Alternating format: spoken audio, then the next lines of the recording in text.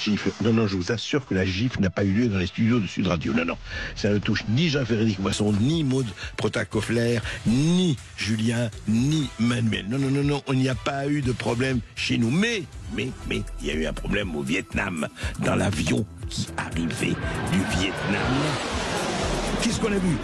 On a vu l'embargo, on a vu tout de suite, on a vu la porte s'ouvrir et une main avec une petite tache de rouge avec effleuré la joue du président de la République. Voilà. Et la porte s'est ouverte. Et là, Emmanuel Macron, toujours professionnel, a fait un petit signe de la main. Tout va bien. Alors, qu'a dit l'Élysée? L'Élysée dit oui, c'est encore un truc de l'intelligence artificielle, encore essayé d'encourager par des réseaux pro-russes, bien sûr. On voit la main de Poutine derrière, hein. Et mais après, correction. Le même Élysée a dit non, c'était une petite, même pas une chamaillerie, pas du tout. On s'est changé des mots, des orions, voilà. Eh ben, écoutez, laissez le couple tranquille, vive la vie privée, ça suffit. Et surtout quand elle n'est pas faite que de privation. Et alors, de quoi nous allons parler aujourd'hui? Le 25 mai 2025, le président Emmanuel Macron foule le sol vietnamien pour une visite officielle de 3 jours. À ses côtés, comme toujours, Brigitte Macron, élégante, souriante, mais visiblement tendue. Les caméras sont braquées sur eux. Le protocole est strict, les gardes alignés, les enfants vietnamiens tendent des bouquets. Mais dans l'air, quelque chose cloche. Depuis plusieurs semaines, le climat politique en France est électrique. Manifestations contre une nouvelle réforme du travail, tensions dans les banlieues et polémiques diplomatiques à répétition. Et pendant que Paris s'agite, Macron décide de maintenir sa visite à Hanoï, dans une volonté d'ancrer la France en Asie-Pacifique, face à l'influence croissante de la Chine. Mais cette visite ne passionne personne, ni les médias français, absorbés par la crise sociale, ni les Vietnamiens, sceptiques face à la venue d'un président européen peu populaire dans son propre pays. Et pourtant, les caméras tournent. Les flashs crépitent. Chaque geste est scruté. Chaque regard analysé. Sur le tapis rouge, Macron semble préoccupé. Il salue, mais ne sourit presque pas. Brigitte, elle, tente de garder la posture habituelle, attentive, complice, posée. Mais un court moment capté par un vidéaste amateur va bouleverser le récit diplomatique. Au moment où le couple se dirige vers la voiture officielle, Brigitte tend la main vers le visage de son mari. Un geste bref, un contact net, pas une caresse, pas vraiment un coup, mais suffisamment ambigu pour devenir viral. En quelques heures, la visite d'État est éclipsée. Plus personne ne parle de géopolitique ou de coopération stratégique. Toute la presse ne commande plus qu'une chose. Brigitte a-t-elle giflé son mari en direct devant le monde entier? Il aura suffi de 3 secondes. 3 secondes filmées par un téléphone, publiées par un touriste français, posté derrière la barrière protocolaire. La scène est courte, banale en apparence, mais explosive par ce qu'elle suggère. On y voit Emmanuel Macron marcher aux côtés de son épouse. Il se penche légèrement, l'air distrait, pendant qu'il quille dans le tapis rouge. Brigitte, à sa gauche, lève soudain la main.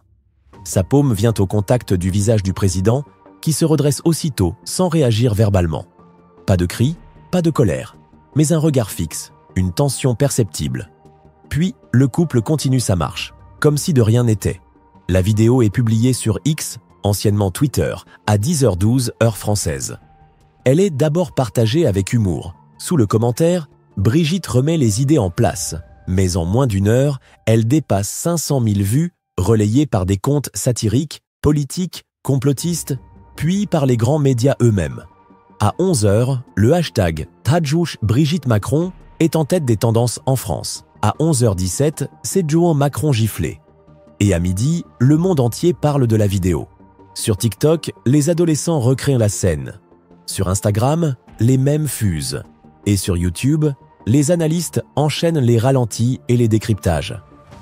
Était-ce une gifle déguisée? Un geste de tendresse? Un signe de tension conjugale mal dissimulé? Ou un simple moment de complicité mal interprété? Personne ne sait.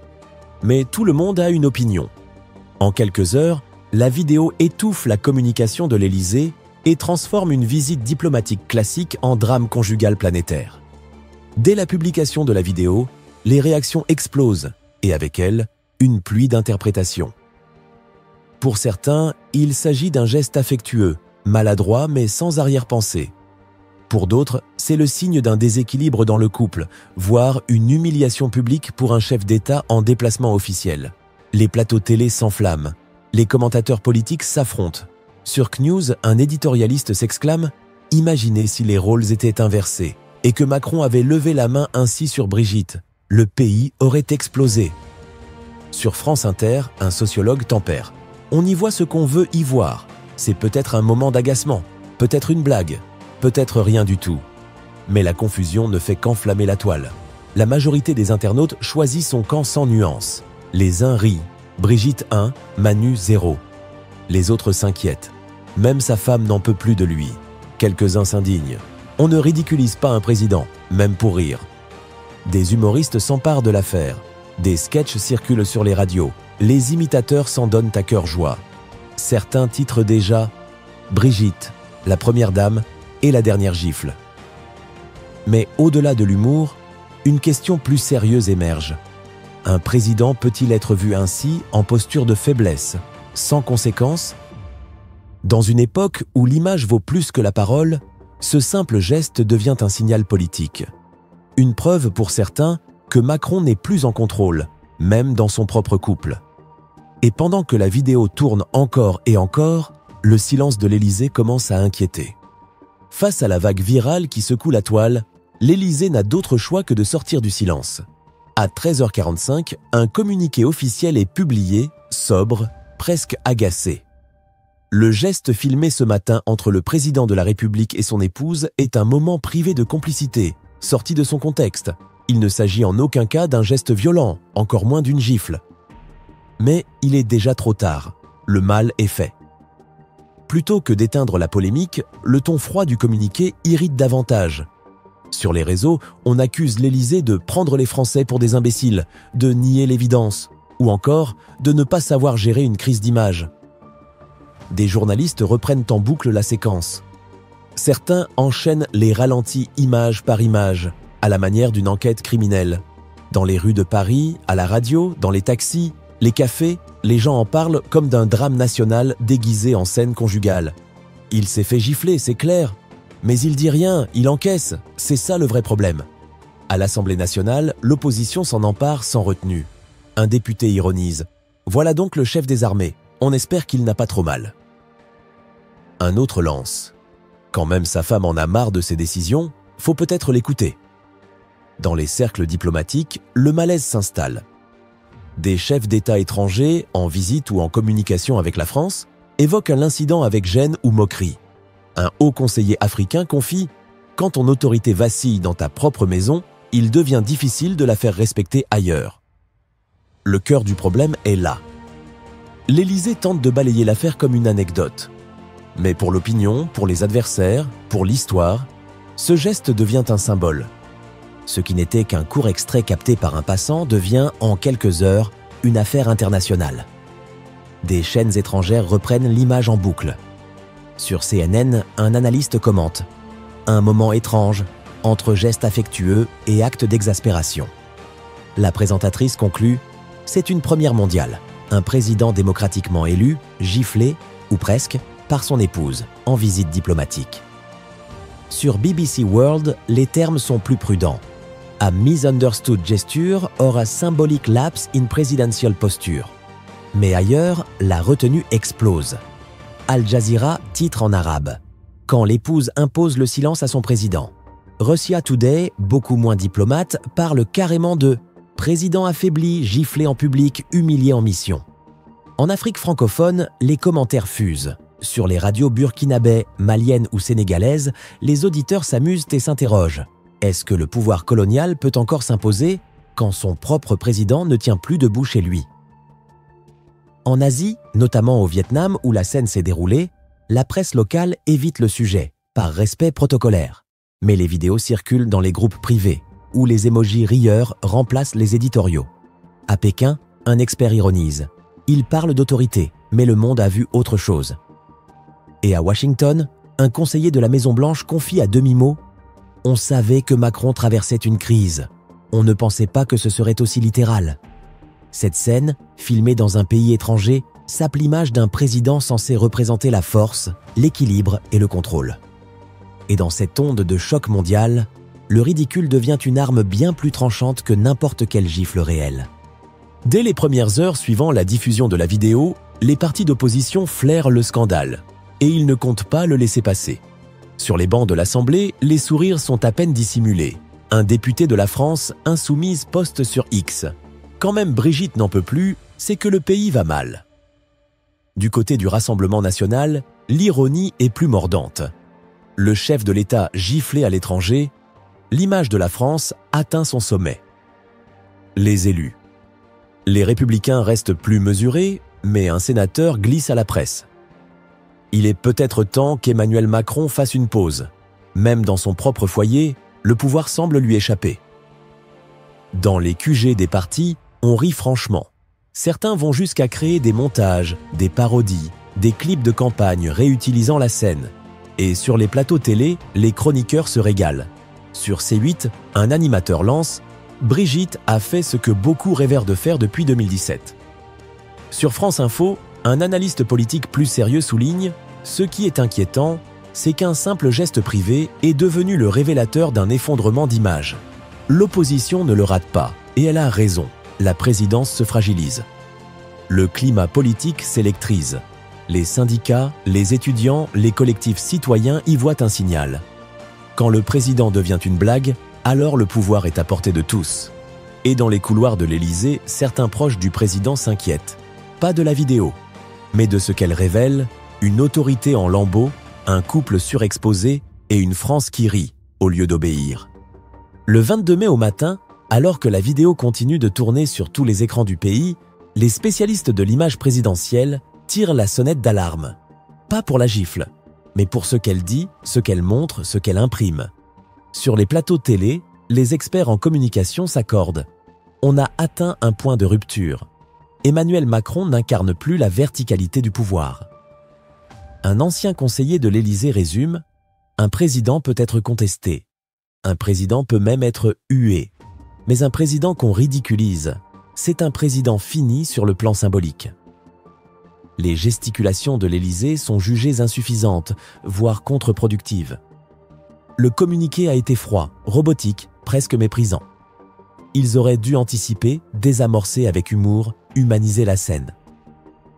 Mais l'équipe Macron, épuisée par les crises successives, semble à court de souffle. Plus de spontanéité, plus de finesse. Juste une tentative désespérée de contrôler un feu déjà hors de portée. Brigitte Macron, longtemps perçue comme une figure rassurante, est désormais au cœur d'un malaise médiatique. Son geste, mal compris, devient un symbole de domination, de tension, de malaise conjugal. Un consultant en images présidentielles l'explique ainsi. Dans un couple présidentiel, chaque geste devient politique. Et dans ce geste-là, ce n'est pas la tendresse que le peuple a vue. C'est une fatigue, un déséquilibre, un effacement. La machine Macron, jadis si contrôlée, semble perdre le fil. Et quand l'image s'effondre, même les plus beaux discours ne suffisent plus à reconstruire la confiance. Depuis le début de leur histoire, Emmanuel et Brigitte Macron ont toujours attiré les regards. Un amour hors norme, une différence d'âge assumée, une complicité médiatisée et souvent admirée. Mais aujourd'hui, après cette scène diffusée partout, le regard a changé. Ce qui autrefois était perçu comme de la tendresse devient pour beaucoup une tension latente, une fracture visible. Les journaux People se frottent les mains. Le couple présidentiel traverse-t-il une crise? Les plateaux d'infos s'emballent. L'image du couple présidentiel nuit-elle à la fonction? Les biographes rappellent que Brigitte Macron a toujours eu un rôle central, présente à chaque décision majeure, conseillère de l'ombre, confidente, parfois stratège. Mais depuis quelques mois, des observateurs évoquent un déséquilibre nouveau. Macron semble plus fragile, plus isolé. Brigitte, elle, tient la scène, rassure, impose. La vidéo de Hanoï devient alors le symbole visuel d'un changement de dynamique. Un président en retrait, une épouse qui agit. Certains parlent d'un moment d'agacement capté par hasard.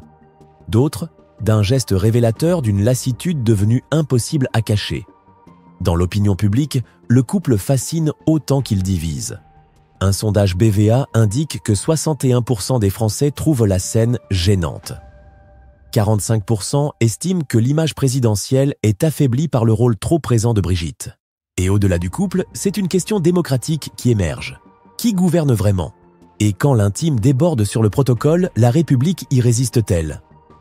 Dans les rues, les marchés, les métros, la France commente. Pas une conversation sans que quelqu'un n'évoque la gifle, réelle ou supposée. Un geste devenu viral, un instant transformé en débat national. À Marseille, un boulanger lance entre deux clients « Même sa femme en peut plus, c'est dire ». À Lille, une retraitée murmure dans un bus « Moi, j'y ai vu de la tendresse. Les gens inventent tout aujourd'hui ». À Lyon, un chauffeur VTC tranche « On est gouverné par un couple surexposé. Même les gestes privés deviennent publics. C'est normal qu'on en parle ». Sur les réseaux, la tendance est au même, à la dérision, à la punchline. Des montages comparent la scène à des couples célèbres, à des films dramatiques ou comiques. Mais au fond, sous l'humour, un vrai malaise grandit. Un sondage Express IFOP publié dans la soirée révèle 53% des Français trouvent la scène inappropriée pour une visite d'État. 29% estiment qu'elle affaiblit l'autorité présidentielle. 41% déclarent avoir perdu confiance dans la posture publique du couple Macron. Et surtout, un chiffre interpelle, 67% des sondés pensent que la communication de l'Élysée a aggravé l'affaire. Dans les quartiers populaires, on s'amuse beaucoup. Mais on observe aussi. Un jeune à Saint-Denis commente « Ils nous parlent de respect de l'autorité et leur propre président se fait gifler à l'étranger. C'est qui le chef maintenant ?» Au fond, les Français ne reprochent pas tant le geste que ce qu'il reflète. Un pouvoir fatigué, un président isolé et une République qui donne l'impression de vaciller, pour une main levée. Alors que les Français débattent, rient, s'indignent ou minimisent, une autre voix commence à se faire entendre. Plus discrète, plus cynique, mais de plus en plus partagée dans les cercles politiques. Et si tout cela n'était pas un accident? Des analystes en communication politique s'interrogent. Pourquoi un président habitué au contrôle total de son image aurait-il laissé passer une scène aussi ambiguë devant les caméras du monde entier? Pourquoi l'Élysée aurait-il répondu avec autant de maladresse, sinon pour entretenir le buzz? Un conseiller de cabinet glisse en off. Quand l'opinion publique vous échappe, vous créez du bruit, n'importe quel bruit, pour détourner l'attention d'un incendie plus profond. Et justement, les incendies ne manquent pas. Réformes contestées, colère des agriculteurs, politique migratoire décriée et baisse historique de la popularité présidentielle. Et si, dans ce contexte, la gifle était une diversion bien calculée, un moment contrôlé, une complicité théâtralisée, assez ambiguë pour provoquer un raz-de-marée médiatique, mais pas assez grave pour déclencher une crise diplomatique réelle. Les gens ne parlent plus de la réforme des retraites. Ils parlent de Brigitte. C'est une victoire, non? Ironise un communicant. D'autres y voient au contraire une tentative ratée, une opération de communication qui s'est retournée contre ses auteurs. Dans tous les cas, la stratégie de communication présidentielle semble à bout de souffle. Car qu'elle soit improvisée ou préméditée, la scène de Hanoï restera gravée dans les mémoires. Pas comme un détail, mais comme le moment où la réalité intime a débordé sur le théâtre du pouvoir.